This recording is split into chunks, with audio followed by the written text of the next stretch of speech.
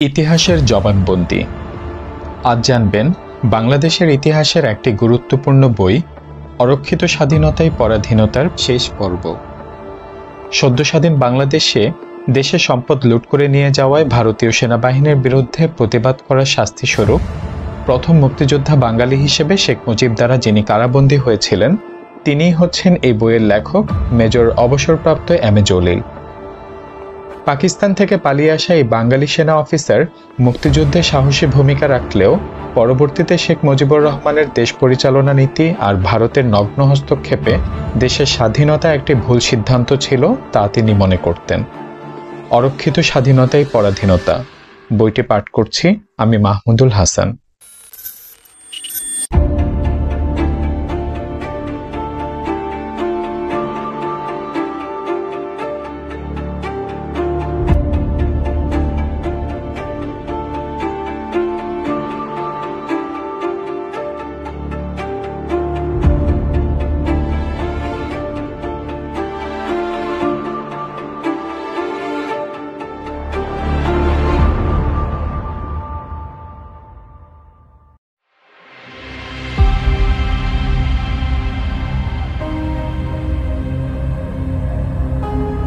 আওয়ামী লীগের 4 রাষ্ট্রীয় মূলনীতির উৎস।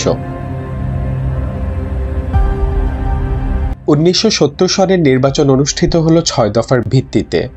এই 6 দফার মধ্যে আওয়ামী লীগ গৃহীত 4 রাষ্ট্রীয় মূলনীতির একটিরও উল্লেখ ছিল না। তাছাড়া নির্বাচনী ইশতেহারে আওয়ামী লীগ আরও উল্লেখ করেছিল যে তারা ইসলাম ধর্ম বিরোধী কোনো আইন কানুনও পাশ করবে না। কিন্তু আওয়ামী লীগ 72 সনের জানুয়ারিতে ক্ষমতাসীন হওয়ার সাথে সাথে ইসলামের বিরুদ্ধে অপপ্রচার শুরু করে দেয় এবং গণতন্ত্র, সমাজতন্ত্র, ধর্মনিরপেক্ষতা এবং জাতীয়তাবাদ নামে রাষ্ট্রের 4 মূলনীতি নির্ধারণ করে, যা পরবর্তীতে 72-এর রাষ্ট্রীয় সংবিধানেও সন্নিবেশিত করা হয়। এই 4 নীতির মূল উৎস কোথায়? কেনই বা উক্ত 4 নীতিকে বাংলাদেশের রাষ্ট্রীয় মূলনীতি হিসেবে ঘোষণা করা হলো? এই প্রশ্নগুলোর জবাব জনগণ আজও পায়নি। যে আওয়ামী লীগ 70-এর নির্বাচনে অঙ্গীকারবদ্ধ ছিল কোরআন সুন্নাহ পন্থী কোনো আইন পাশ না করার পক্ষে, সে আওয়ামী লীগই ভারত থেকে প্রবাসী বাংলাদেশ সরকার গুটিয়ে নিয়ে এসে ক্ষমতার মসনদে বসার সাথে সাথেই অঙ্গীকার ভঙ্গ করল কেন?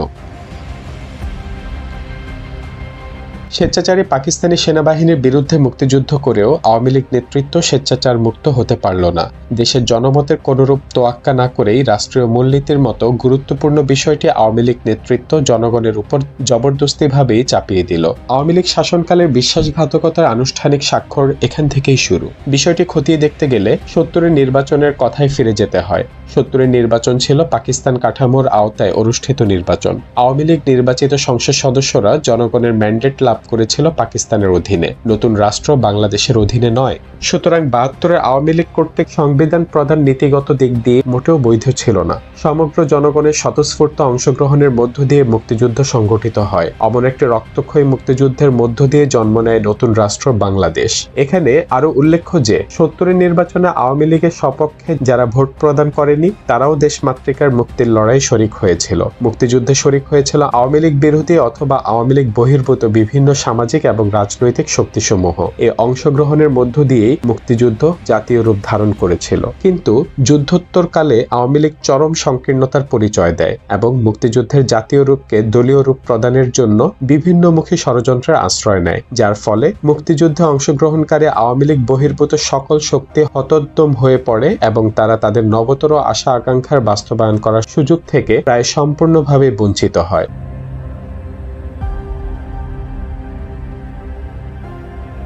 যুদ্ধোত্তর বিধ্বস্ত বাংলাদেশ যখন জাতীয় ঐক্যের সর্বাধিক প্রয়োজন ছিল, ঠিক সেই সময় আওয়ামী লীগ একলা চলার নীতি অনুসরণ করার মধ্য দিয়ে জনমত এবং জাগরণের আশা আকাঙ্ক্ষা পদদলিত করে চলতে থাকে। এসব কারণেই আওয়ামী লীগের জনপ্রিয়তায় রাতারাতি ভাটা দেখা দেয়। আওয়ামী লীগের যুদ্ধকালীন দুর্নীতি এবং ব্যর্থতা এবং যুদ্ধোত্তর বাংলাদেশে জনগণের উপর স্বৈরতান্ত্রিক নির্যাতন জনগণ থেকে আওয়ামী লীগকে বিচ্ছিন্ন করার উপসর্গ সৃষ্টি করে। বস্তুত সেই ভয়ে ভীত আওয়ামী লীগ 72-এর জনগণের ম্যান্ডেট নেওয়ার চিন্তা থেকে থেকেই বিরত থাকে। অথচ সংবিধান রচনার পূর্বেই জনগণের তরফ থেকে নতুন ম্যান্ডেট লাভ করা ছিল অত্যাবশ্যকীয়। অতএব একথা নির্দ্বিধায় বলা চলে যে ৭২-এ আওয়ামী লীগের এমন কোনো বৈধ অধিকার ছিল না যাতে করে তারা দেশ ও জাতির উপর একটি মন গড়া সংবিধান আরোপ করতে পারে। তবুও তারা তা জবরদস্তি করেছে। দেশের জনগণের চিৎকার প্রতিবাদ কোনো কাজেই আসেনি। এটা তাদের দুঃশাসন কিংবা অধ্যত্ব ছিল না। আওয়ামী লীগের এই আচরণ ছিল অনুগত তল্পিবাহকের প্রভুর আদেশ নির্দেশ পালন করার বাধ্যতা বা ব্যস্ততা। কারণ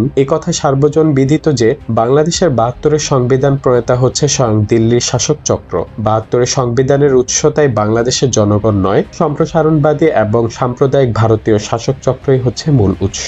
এভাবে যুদ্ধোত্তর বিধ্বস্ত বাংলাদেশে কোটি কোটি বুভুক্ষ মানুষের জন্য অন্ন বস্ত্রের পূর্বেই রাষ্ট্রীয় মূলনীতি মাথায় চেপে বসে। এই ৪ মূলনীতি আরোপ করার মধ্য দিয়ে দিল্লির কর্তারা তাদের মূল লক্ষ্য স্থির রেখেছে কেবল। কারণ ভারতীয় সংবিধানও ৪ মূলনীতির ব্যতিক্রম নয়। তাই বাংলাদেশের সংবিধানে গণতন্ত্র, সমাজতন্ত্র, ধর্মনিরপেক্ষতা এবং জাতীয়তাবাদ সন্নিবেশিত করার মধ্য দিয়ে বাংলাদেশকে মূলত ভারতের একটি অঙ্গরাজ্য হিসেবে সূক্ষ্মভাবে চিহ্নিত করা হয়েছে এবং নীতির গোপন সূত্রে বেঁধে দেওয়া হয়েছে। কারণ এই যুগে তো আর দেশ দখল করে রেখে অঙ্গরাজ্যে পরিণত করা হয় না, তথাকথিত নীতির জালেই পেঁচিয়ে রাখা হয় কোনো দেশকে।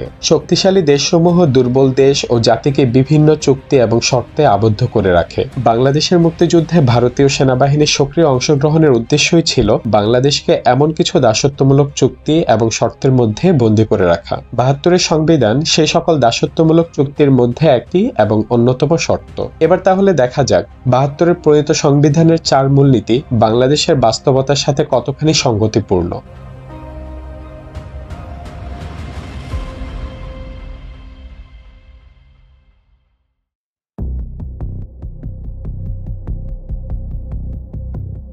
প্রথমে গণতন্ত্র।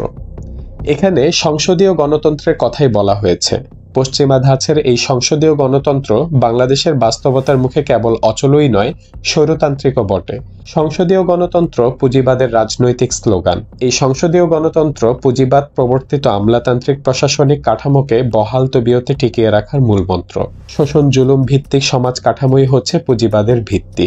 সম্পদের ব্যক্তি মালিকানায় বিশ্বাসী পুঁজিবাদ তার চরিত্রগত শোষণ জুলুম অব্যাহত রাখার স্বার্থে প্রবর্তন করেছে আমলাতান্ত্রিক প্রশাসনিক কাঠামো। এই শোষণমুখী আমলাতান্ত্রিক প্রশাসনিক কাঠামোয় যাতে কেউ কোনরূপ অনিষ্ট সাধন না করতে পারে তার জন্য সংসদীয় গণতন্ত্র একটি মোক্ষম ফাঁদ সৃষ্টি করেছে, যার নাম সংসদীয় নির্বাচন। সংসদীয় নির্বাচনের কাজেই হচ্ছে আমলাতান্ত্রিক প্রশাসনিক কাঠামোকে নিউ লিজ অফ লাইফ প্রদান করা, অর্থাৎ নির্বাচন অনুষ্ঠানের মধ্য দিয়ে আমলাতান্ত্রিক নতুন জীবন দান করা। এভাবেই সংসদীয় গণতন্ত্র সংসদীয় নির্বাচনের মধ্য দিয়ে পুঁজিবাদ ভিত্তিক শাসন জুলুমমুখী আমলাতান্ত্রিক প্রশাসনিক কাঠামোকে ধারাবাহিকভাবে টিকিয়ে রাখে। অন্য কথায় সংসদীয় গণতন্ত্র পুঁজিবাদী শোষণ শাসনের ভীতিকেই কেবল টিকিয়ে রাখে না, উত্তরোত্তর মজবুত করে তোলে। এছাড়াও সংসদীয় গণতন্ত্র সম্পদশালীদেরকেই আইন প্রণয়নকারী সংস্থার প্রতিনিধিত্ব অর্জন করতে সাহায্য করে। সংসদীয় গণতন্ত্র হচ্ছে বিত্তবানদের গণতন্ত্র, বিত্তহীনদের গণতন্ত্র নয়। সংসদীয় গণতন্ত্রে আইন প্রণয়নকারী সংস্থার প্রতিনিধি হিসেবে বিত্তবান শ্রেণীর লোকেরা নিজেদের স্বার্থ এবং মর্জি মাফিক নতুন নতুন আইন প্রণয়ন এবং আইন ভঙ্গেরও বেপরোয়া ক্ষমতার অধিকারী হয়। সমগ্র প্রশাসনে বিত্তবানদের অনুগত তাবেদার হয়ে থাকে। এই ধরনের সমাজ কাঠামোতে কোটি কোটি বিত্তহীন শ্রমজীবী মানুষের যেখানে কর্মসংস্থান হয় না, তারা খুঁজে পায় না এক মুঠো অন্ন। সে সমাজে মুষ্টিমেয় বিত্তবানদের কাছে জমে ওঠে সম্পদের পাহাড় এবং দারুণ স্বেচ্ছাচারিতার সাথে তারা বিভিন্ন আরামায়েশ, ভোগবিলাস এবং অনুৎপাদক কর্মকাণ্ডে বেসুমার অর্থ সম্পদ অপচয় করে বেড়ায়। সংসদীয় গণতন্ত্রের রাজ্যে এ সকল বিত্তবানদের জন্য আইন থাকে নীরব এবং অন্ধ, কারণ আইনের মালিকও তারা। সংসদীয় গণতন্ত্র এমন একটি মনোহরিণী ডাইনি যা মধ্যবিত্ত, নিম্ন মধ্যবিত্ত এবং বিত্তহীনদেরকে সংসদীয় নির্বাচনের রঙিন ফানুস উড়িয়ে রাষ্ট্রীয় ক্ষমতা এবং বিত্তহীনদেরকে সংসদীয় নির্বাচনের রঙিন ফানুস উড়িয়ে রাষ্ট্রীয় ক্ষমতা দখল এবং শেয়ার করার জন্য অব্যাহতভাবে প্রলুব্ধ করে বেড়ায়। কিন্তু বিত্তহীনরা আশায় আশায় নিরর্থক ঘুরতেই থাকে কেবল। মরুভূমির ক্লান্ত পথিকের ন্যায় বিত্তহীনরাও সংসদীয় গণতন্ত্র নামক মরিচিকাটির পেছনে ছুটতেই থাকে। গণতন্ত্র বিত্তহীনদের কাছে ধরা দেয় না। কোটি কোটি মানুষকে ভুখা, নাঙ্গা এবং অবহেলিত রেখে পুঁজিবাদ সংসদীয় গণতন্ত্রের মাধ্যমে সমাজে মুষ্টিমেয় বিত্তবানদের হাতে যাবতীয় সম্পদ এবং উৎপাদন যন্ত্রের মালিকানা কেন্দ্রীভূত করে। এটাই পুঁজিবাদের চূড়ান্ত লক্ষ্য, চরিত্রগত বৈশিষ্ট্য। এমন বৈশিষ্ট্য সম্পন্ন একটি রাজনৈতিক দর্শনকে সদ্য স্বাধীন বাংলাদেশের রাষ্ট্রীয় মূলনীতির প্রথম স্তম্ভ করার মধ্য দিয়ে জনদরদি, দেশদরদি নামে পরিচিত শেখ মুজিব এবং তার আওয়ামী লীগ কিভাবে বাংলাদেশের কোটি কোটি দুস্থ শোষিত মানুষের মুখে হাসি ফোটানোর স্বপ্ন দেখেছিলেন। পুঁজিবাদী সমাজ কাঠামো বহাল রেখে যারা সমাজে সংখ্যাগরিষ্ঠ শোষিত নির্যাতিত মানুষের মুখে হাসি ফোটানোর স্বপ্ন দেখেন কিংবা ওয়াদা করেন, তারা হয় অজ্ঞ, না হয় তারা চরম প্রতারক। এ তো গেল আওয়ামী লীগ কর্তৃক প্রণীত 4 রাষ্ট্রীয় মূলনীতির প্রথম স্তম্ভ সম্পর্কে কিছু কথা। এবারে 4 মূলনীতির দ্বিতীয় স্তম্ভকে আলোচনায় আনা যেতে পারে।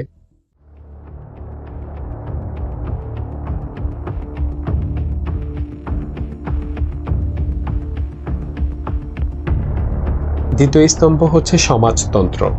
ভালো কথা, সমাজতন্ত্রের বিস্তারিত সংজ্ঞা দেওয়ার কোনো প্রয়োজন আছে বলে মনে করি না। সমাজতন্ত্র হচ্ছে পুঁজিবাদ বিরোধী দর্শন। বস্তুবাদ ভিত্তিক সমাজতান্ত্রিক দর্শন পুঁজিবাদের কবর রচনার মধ্য দিয়ে আত্মপ্রকাশ করেছে। পুঁজিবাদের বিরুদ্ধে আপোষহীন লড়াই করার মধ্য দিয়ে যে ক্ষেত্রে সমাজতন্ত্র প্রতিষ্ঠা করতে হয়, সেক্ষেত্রে একই রাষ্ট্রে পুঁজিবাদী দর্শন এবং সমাজতান্ত্রিক দর্শন একই সঙ্গে কি করে রাষ্ট্রীয় মূলনীতির অন্তর্ভুক্ত হতে পারে? শেখ মুজিব এবং আওয়ামী লীগের দাপটে বাঘ মহিষকে যেমন এক ঘাটে জল খাওয়ানোর চেষ্টা চলেছে, ঠিক তেমনি হয়তো পুঁজিবাদ এবং বেচারা সমাজতন্ত্রকে একইভাবে একই ঘাটের জল গিলানোর অপচেষ্টা চলেছিল আর কি। উপরিউক্ত দুটি দর্শনের ভিন্ন ভিন্ন উৎপাদন সম্পর্ক রয়েছে। পূর্বেই উল্লেখ করেছি, উৎপাদন যন্ত্রের ব্যক্তি মালিকানা ভিত্তিক সম্পর্কের অধিকারী হচ্ছে পুঁজিবাদ, আর উৎপাদন যন্ত্রের সমষ্টিগত কিংবা রাষ্ট্রীয় মালিকানা ভিত্তিক সম্পর্কের অধিকারী হচ্ছে সমাজতন্ত্র। প্রথমটি ব্যক্তির হাতে অর্থ সম্পদ কেন্দ্রীভূত করে, আর দ্বিতীয়টি সমষ্টির মধ্যে অর্থ সম্পদের বন্টন করে এবং উৎপাদন যন্ত্রের ব্যক্তি মালিকানার ভিত সম্পূর্ণভাবে উপড়ে ফেলে। সম্পূর্ণ বিপরীতধর্মী এবং বৈরী সম্পর্কের এই দুটি দর্শনকে কোনো ব্যক্তি কিংবা গোষ্ঠী বিশেষের জনপ্রিয়তার দাপটে বাঘ মহিষের মতো একই ঘাটে জল গিলানো সম্ভব নয়। কিন্তু কেউ যদি তা সম্ভব পরিণত করার প্রয়াসও চালায়, তাহলে অবশেষে একই ঘটনার অবতারণা ঘটবে, যা মুজিবকে কেন্দ্র করেই ঘটেছে 15ই আগস্ট 1975 সনে। পুঁজিবাদ এবং সমাজতন্ত্রের মধ্যকার সম্পর্ক ঠাট্টা তামাশার সম্পর্ক নয়, সে সম্পর্ক হচ্ছে রক্তক্ষয়ী আপোষহীন সম্পর্ক, একে অপরের নিঃশেষের মধ্যে টিকে থাকার সম্পর্ক। রাষ্ট্রীয় মূলনীতিতে একই সাথে পুঁজিবাদ প্রবর্তিত সংসদীয় গণতন্ত্র এবং মার্ক্সবাদ প্রবর্তিত সমাজতন্ত্র, এই দুই বিপরীতমুখী নীতির সংমিশ্রণের মধ্য দিয়ে শেখ মুজিব এবং তার আওয়ামী লীগ তাহলে কি লক্ষ্য অর্জন করতে চেয়েছিল? আমার মতে তাদের দুটি প্রধান লক্ষ্য ছিল। প্রথমত, সংসদীয় গণতন্ত্রের নামে রাতারাতি একটি বিত্তবান গোষ্ঠী সৃষ্টি করার মধ্য দিয়ে রাষ্ট্রীয় ক্ষমতা সেই নির্দিষ্ট গোষ্ঠীর মধ্যে কেন্দ্রীভূত রাখা, আর দ্বিতীয়টি হচ্ছে সংসদীয় গণতন্ত্রের অধীনে কোটি কোটি বুখানাঙ্গা মানুষ এবং শিক্ষিত ও বেকার যুবক শ্রেণী ক্রমশ লাঞ্ছনা ও বঞ্চনার কষাঘাতে বিদ্রোহী হয়ে উঠে, যাতে সমাজতান্ত্রিক সমাজ ব্যবস্থা প্রতিষ্ঠা করার দাবিতে সশস্ত্র বিপ্লবের পথে ধাবিত না হতে পারে। সেজন্য কেবল প্রতারণার খাতিরে রাষ্ট্রীয় মূলনীতিতে সমাজতন্ত্রকে একটি স্তম্ভ হিসেবে আখ্যায়িত করা হয়েছিল। এটা নিছক আনুষ্ঠানিকতা মাত্র, সমাজতন্ত্র দিয়ে সমাজতন্ত্র ঠেকানোর পুরনো অপকৌশল। 4 রাষ্ট্রীয় মূলনীতির সঙ্গে সমাজতন্ত্র জুড়ে দিয়ে আওয়ামী লীগ নেতৃত্ব তাৎক্ষণিক ফায়দা বেশ লুটে নিয়েছে। পাকিস্তানি পুঁজিপতি এবং কিছু কিছু উঠতি বাঙালি পুঁজিপতির দ্বারা প্রতিষ্ঠিত শিল্প কলকারখানাগুলোকে বিনা পরিকল্পনায় রাতারাতি রাষ্ট্রীয়করণ করার মধ্য দিয়ে আওয়ামী লীগ এবং তার অঙ্গ সংগঠনসমূহ মূলত বেপরোয়া লুটতরাজ করার সুবর্ণ সুযোগ লাভ করেছিল। রাষ্ট্রীয়করণ করার নামে আওয়ামী লীগ ঘেঁষা ব্যক্তিকরণ ও গোষ্ঠীকরণ করা হয়েছিল। শিল্প কলকারখানা সমূহ লুটতরাজের প্রতিযোগিতা বর্বর চেঙ্গিস হালাকু খানদেরকেও হার মানিয়েছে। শাসক কর্তৃক নিজ দেশের এবং জাতির সম্পদ বেপরোয়া লুণ্ঠনের দৃশ্য জাতি এই সর্বপ্রথম প্রত্যক্ষ করল। এখানে যে বিষয়টি অত্যন্ত বিস্ময়কর, তা হচ্ছে পুঁজিবাদী ভারত বাংলাদেশের জনগণের জন্য সমাজতন্ত্র উপহার দেবে এমন একটি দুরাশা আওয়ামী লীগ নেতৃত্ব করলই বা কি করে? আদৌ কি তারা তা করেছে? না করলেও ভারত থেকে প্রবাসী বাংলাদেশ সরকার গুটিয়ে আনার সময় সমাজতন্ত্রের নামাবলী জড়িয়ে তো তারা এসেছে বাংলাদেশের মসনদে। এত রইল রাষ্ট্রীয় মূলনীতির দ্বিতীয় স্তরের কিছু কথাবার্তা। এবারে তৃতীয় স্তম্ভটির কিছু রহস্য উদ্ঘাটন করা যাক।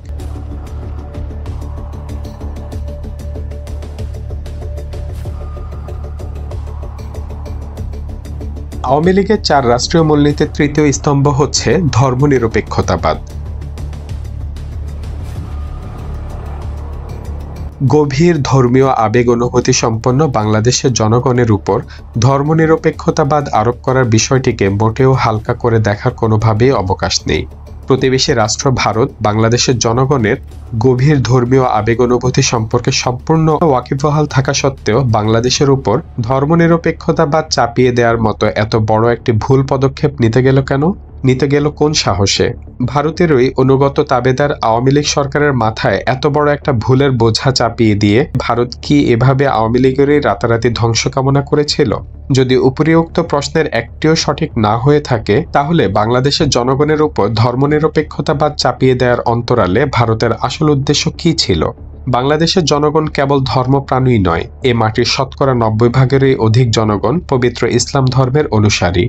সংখ্যাগরিষ্ঠ এই বিশাল জনগোষ্ঠীর কাছে পবিত্র ইসলাম একটি সার্বিক জীবন সত্তা, কেবল একটি গতানুগতিক ধর্ম নয়। ইসলাম ভিত্তিক গড়ে ওঠা এই সার্বিক জীবন সত্তা বোধকে রক্ষা করার জন্য এদেশের এই সংখ্যাগরিষ্ঠ জনগণ অকাতরে জীবন বিলিয়ে দিতেও কুণ্ঠাবোধ করে না।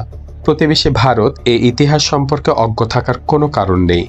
এত কিছু অবগতির পরেও ভারত আজ্ঞাবহ আওয়ামী লীগকে বাধ্য করেছে ধর্মনিরপেক্ষতার ধ্বজা বহন করতে। এর স্পষ্ট জবাব হচ্ছে ভারত মোটেই ভুল করেনি।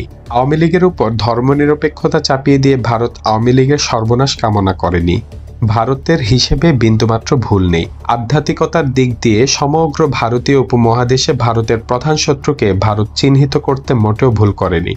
দর্শনগতভাবে মার্ক্সবাদ ভিত্তিক সমাজতন্ত্র তাদের শত্রু, কিন্তু সে শত্রু তেমন জোরালো নয়। সে শত্রু আধ্যাত্মিকতার দিক দিয়ে শূন্য এবং রাজনীতিকভাবে দুর্বল। ভারতীয় পুঁজিবাদের দাপট এবং ভারতীয় আধ্যাত্মিকতা এবং নৈতিকতার জোর দিয়ে তারা সমাজতন্ত্র নামক শত্রুটি শ্বাসরুদ্ধ করে রাখতে সক্ষম হবে। কিন্তু যে শত্রুর ভয়ে তারা প্রকম্পিত, তাকে তো পুঁজিবাদ কিংবা পৌত্তলিকতাবাদ ভিত্তিক ঠুনকো আধ্যাত্মিকতার জোরে কোনো ক্রমেই বশ করা যাবে না। তৌহিদবাদ ভিত্তিক পবিত্র ইসলামই হচ্ছে ভারতের প্রধানতম ভীতি। ইসলামের ঐতিহ্যবাহী নীতিনৈতিকতা, ধর্মীয় আবেগ অনুভূতি, মূল্যবোধ এবং আশ্চর্যজনক আধ্যাত্মিকতার সম্মুখে ভারত যে কোনো এক সময় নিরুপায় হতে বাধ্য হবে, সে তত্ত্ব ও রহস্য আমরা অনুভব করতে সক্ষম না হলেও হিন্দু ব্রাহ্মণ্যবাদের ধারকবাহক ভারতীয় শাসকচক্রের মোটেও অজানা নয়। বিশাল ভারতের বিভিন্ন সংকটের মধ্যে সাংস্কৃতিক সংকট হচ্ছে একটি অন্যতম প্রধান সংকট। জাতীয় এবং আন্তর্জাতিক ক্ষেত্রে ভারত নীতিগতভাবে ধর্মনিরপেক্ষতাবাদ প্রচার করলেও ভারতীয় সমাজ জীবনের বুনট এখনও হিন্দু ব্রাহ্মণবাদের অভিশপ্ত বর্ণবৈষম্য প্রভাবমুক্ত মোটেও নয়।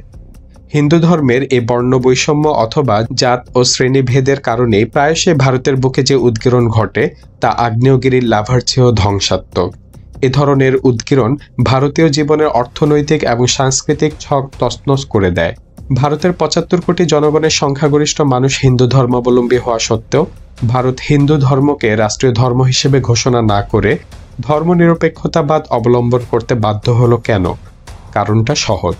সংখ্যাগরিষ্ঠ হিন্দু ধর্মাবলম্বীদের চাপের মুখে ভারতকে যদি ১৯৪৭ সালে হিন্দু রাষ্ট্র হিসেবে ঘোষণা করা হতো, তাহলে তাতে আপত্তির কিছুই থাকতো না, কিংবা ভারতে বসবাসরত ভিন্ন ধর্মাবলম্বীদের তেমন কিছু করারও থাকতো না।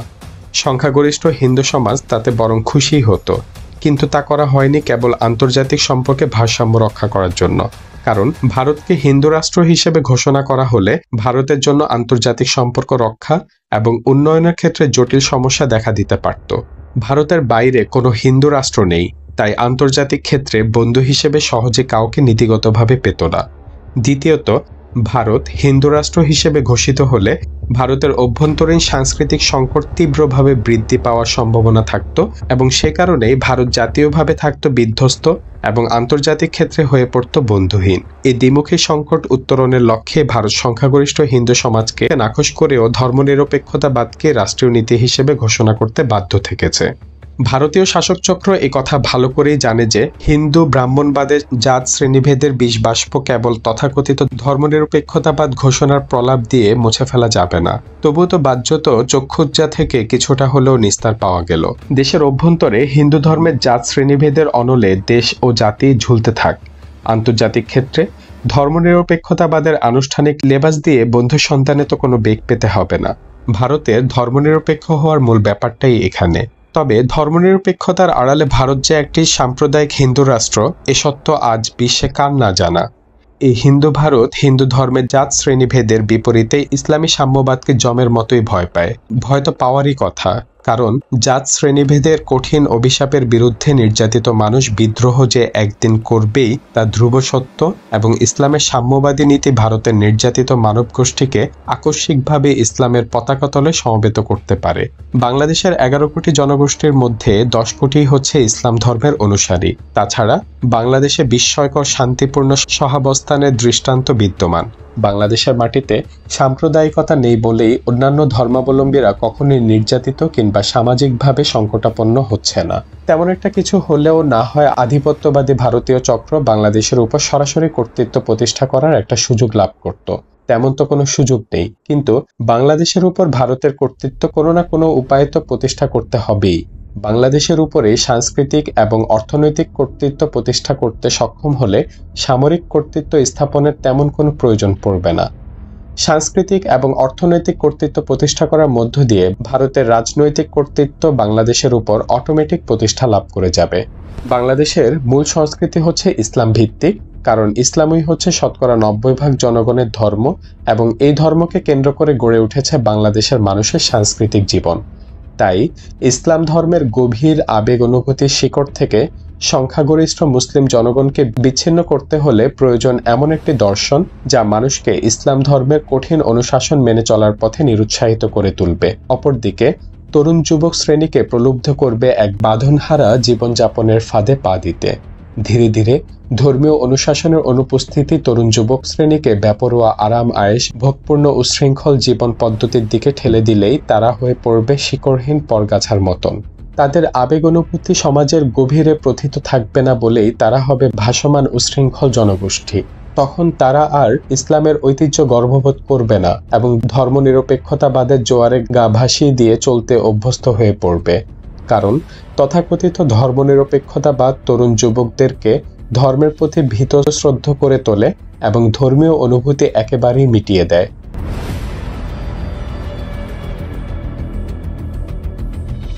ধর্মনিরপেক্ষতাবাদ ধর্মহীনতারই লেবাসী নাম। ধর্মনিরপেক্ষতাবাদ হচ্ছে বস্তুভিত্তিক দর্শনের সাংস্কৃতিক দৃষ্টিভঙ্গি। এই দৃষ্টিভঙ্গি চূড়ান্তভাবেই বস্তুকেন্দ্রিক এবং অধিবিদ্যামুক্ত। এই দৃষ্টিভঙ্গির আওতায় স্রষ্টা কিংবা পারলৌকিক কোনো শক্তির কোনো স্থান নেই, সুতরাং ধর্মেরও কোনো স্থান নেই। মুসলিম তরুণ যুবগোষ্ঠী এবং নাস্তিক্যবাদী তত্ত্বে প্রভাবিত হলে তারা স্বেচ্ছায় ইসলাম বিদ্বেষী হয়ে উঠবে, এবং তাহলেই ভারতীয় শাসক চক্রের গোপন স্বপ্ন বাস্তবায়িত হয়ে যায়, অর্থাৎ বাংলাদেশের উপর ভারতীয় সাংস্কৃতিক কর্তৃত্ব প্রতিষ্ঠা লাভ করে।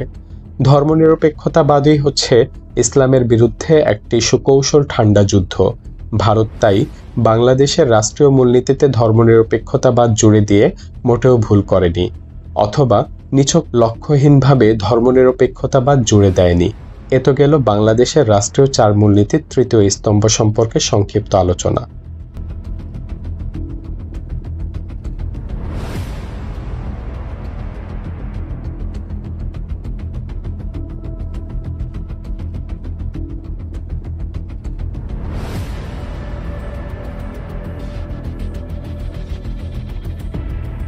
সর্বশেষ আসে জাতীয়তাবাদ প্রসঙ্গ। রাষ্ট্রীয় মূলনীতিতে জাতীয়তাবাদ জুড়ে দেওয়ার পেছনেও ইসলাম বিদ্বেষী মতলব রয়েছে, কারণ জাতীয়তাবাদও ধর্মীয় নিরপেক্ষতাবাদের ন্যায় জাতিকে ধর্মবিমুখ করে তুলতে সহায়তা করে এবং ভাষা, কৃষ্টি এবং জাতীয় ঐতিহ্য ভিত্তিক মন মানসিকতা গঠন করে। এহেন মন মানসিকতা মানুষকে অহেতুক অহংকারী করে তোলে এবং পার্শ্ববর্তী দেশ ও জাতির বিরুদ্ধে জাত্যাভিমান, হিংসা বিদ্বেষের জন্ম দেয়। এই জাত্যাভিমান ইসলামী সাম্যবাদী চেতনার পরিপন্থী। তাছাড়া বাঙালি জাতীয়তাবাদ বাংলাদেশে বসবাসরত মুসলিম জনগণের সাংস্কৃতিক এবং ঐতিহ্যগত ধ্যান ধারণার প্রতিফলনও সঠিক অর্থে ঘটায়। বাংলাদেশের মুসলিম বাঙালি এবং পশ্চিম বাংলার হিন্দু বাঙালির সাংস্কৃতিক চেতনার উৎসস্থলকে এক ও অভিন্ন করে দেখার কোনো অবকাশ নেই। দুই বাংলার সাংস্কৃতিক অঙ্গনের রূপ বাহ্যত এক মনে হলেও সাংস্কৃতিক চেতনার উৎস বিপরীতমুখী। স্বাধীন বাংলাদেশের সাংস্কৃতিক চেতনার উৎস হচ্ছে তৌহিদবাদ, যা ইসলাম ধর্মভিত্তিক। অপরদিকে পশ্চিম বাংলার জনগণের সাংস্কৃতিক চেতনার উৎস হচ্ছে পৌত্তলিকতাবাদ, যা হিন্দু ধর্মভিত্তিক।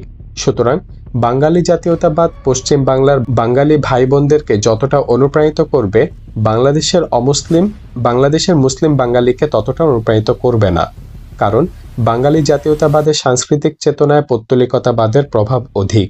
এই দর্শনগত পার্থক্যের কারণে উভয় বাংলার ভাষা, খাদ্য, পোশাক সহ সংস্কৃতির বাহ্যিক দিকের একটি সাদৃশ্য থাকা সত্ত্বেও উভয়ের মধ্যে বিরাজ করছে এক সুকঠিন প্রাচীর, যা কখনো তাদেরকে এক হতে দেবে না। বাঙালি জাতীয়তাবাদের মধ্য দিয়ে সেই প্রাচীর ভেঙে চুরমার করা সম্ভব হবে না। তবে বাংলাদেশের জনগোষ্ঠীর একটা অংশকে সেই প্রাচীর টপকিয়ে হয়তো ওপারের সাথে একাত্ম করা যাবে, কিন্তু তাতে ফল হবে বিপরীত। এপারে সংখ্যাগরিষ্ঠ জনগোষ্ঠীর মধ্যে জন্ম নেবে আজন্ম অবিশ্বাস এবং রেষারেষি। ভারতীয় শাসকচক্র মূলত উভয় বাংলার মধ্যে এই স্থায়ী রেষারেষি কামনা করে, যার ফলে সবকিছু জেনে শুনে ভারতীয় শাসকচক্র বাংলাদেশের রাষ্ট্রীয় মূলনীতির চতুর্থ স্তম্ভ হিসেবে বাঙালি জাতীয়তাবাদকে জুড়ে দিয়েছে। বাংলাদেশের কতিপয় বুদ্ধিজীবী মুসলিম বাঙালি এবং হিন্দু বাঙালি সংস্কৃতিগত পার্থক্য উপলব্ধি করতে না চাইলেও পশ্চিম বাংলার বুদ্ধিজীবী সম্প্রদায় কিন্তু পার্থক্যটা অনেক পূর্ব থেকেই জানেন। এখানে একটা উদাহরণ দিলেই ধারণাটা পরিষ্কার হবে বলে আমার বিশ্বাস। উভয়ে একই হিন্দু ধর্মের লোক হওয়া সত্ত্বেও যখন উচ্চবর্ণ হিন্দু নিম্নবর্ণ হিন্দু হরিজনকে জীবন্ত অবস্থায় পুড়িয়ে হত্যা করে, সেই উচ্চবর্ণ হিন্দু সম্প্রদায়ের কাছে মুসলিম বাঙালিদের গ্রহণযোগ্যতা আদৌ থাকতে পারে কি? কেন পারে না? সে উত্তর বাংলাদেশের মুসলিম বুদ্ধিজীবীরা দিতে লজ্জাবোধ করলেও পশ্চিম বাংলার বুদ্ধিজীবীরা অনেক পূর্বেই সে প্রশ্নের উত্তর যুগে যুগে দ্ব্যর্থহীন কণ্ঠেই দিয়েছে। নিজেদের সত্যিকার পরিচয় প্রদান করতে যে জাতি হীনমন্যতার শিকার হয়, সে জাতির অস্থিমজ্জা শুকিয়ে যেতে 1 শতাব্দীর অধিক প্রয়োজন হয় না। বাংলাদেশের বুদ্ধিজীবী জনগোষ্ঠীর মধ্যে এই সত্তার সংকট এতই তীব্র রূপ ধারণ করেছে যে আজ তারা নিজ সত্তা প্রকাশে দ্বিধাগ্রস্ত। এ ধরনের আচরণ মুক্তিবুদ্ধি কিংবা কোনো বাহাদুরির লক্ষণ মোটেও নয়, বরং এটা হচ্ছে আত্মপরিচয় দানে হীনমন্যতা এবং আত্মপ্রবঞ্চনার বহিঃপ্রকাশ। পরগাছাবৃত্তি প্রগতিশীলতার লক্ষণ নয়, বাস্তবতার স্বীকৃতির মধ্যেই প্রগতি। তাই জাতীয়তাবাদ সম্পর্কে আমার মতামত, বাংলাদেশের ব্যাপক জনগোষ্ঠী আজ এই বাস্তবতারই স্বীকৃতি চায়, কারো কোনো করুণা ভিক্ষা করে না। সংক্ষেপে রাষ্ট্রীয় চার নীতির পোস্টমর্টেম এখানেই শেষ।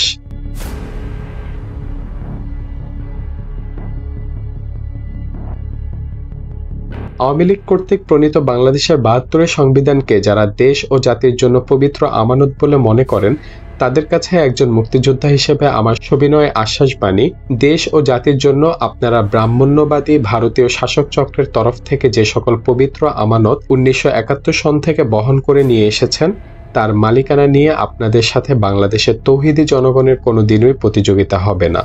তবে রাষ্ট্রীয় মূলনীতি 4 স্তম্ভ বিশিষ্ট ইমারতটির উপর যে একটি নির্ভরশীল এবং স্থায়ী ছাদ নির্মাণের প্রয়োজন ছিল, সে বিষয়টি আওয়ামী লীগ নেতৃত্ব কার উপর ছেড়ে দিয়েছিল, ভারত না রাশিয়ার উপর?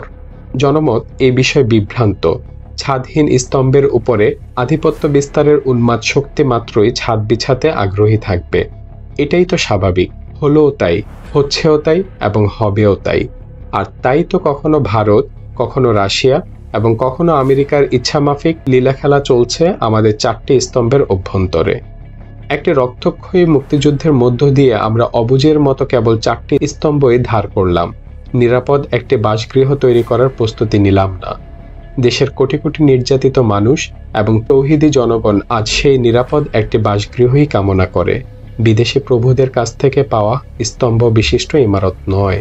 স্বাধীনতা লাভের প্রায় 17 বছর পরেও আমাদের কোনো অভাব দূর তো হলোই না, বরং যত দিন যাচ্ছে ততই যেন জাতি হিসেবে আমরা মর্যাদাহীন হয়ে পড়ছি, নিস্তেজ হয়ে পড়ছি।